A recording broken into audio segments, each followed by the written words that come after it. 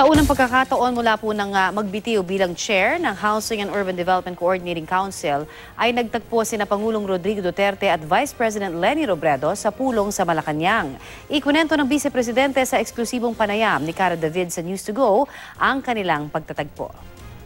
Lunes po, kayo po ay nakipagpulong. Sumama po kayo dito sa LEDAC meeting, yung Legislative Executive Development Advisory Council, where our legislators and our executive meet para to discuss common agenda. Legislative agenda. All right.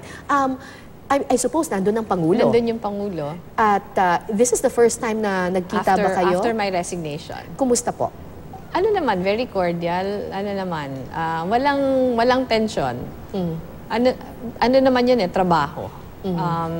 Siguro yung kabutihan naman pagdating sa trabaho, walang sinasama na personal na, kung meron man, personal na animosity. The entire time, very respectful, very cordial naman yung presidente. Saka kami pareho.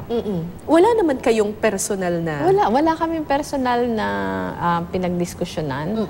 Kahit naman nung bahagi ako ng kanyang kabinete, I've always been very vocal about the things I feel strongly about. Saan naman kayong mga areas, kasi sabi niyo may mga areas na nagkakasundo kayo at may mga areas na hindi kayo nagkakasundo. Pinaka-obvious, unang-una yung issue ng Marcos burial. Right. Yung reimposition ng death penalty, sang-ayon dun yung Pangulo, ako hindi. Yung lowering of the age of criminal liability, sang-ayon yung Pangulo, ako hindi.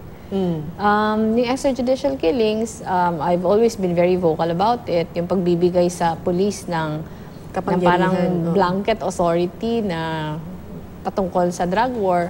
Ako from the very start, hindi ako komportable nun. At nakikita na yung anxieties natin nung umpisa, parang totoo.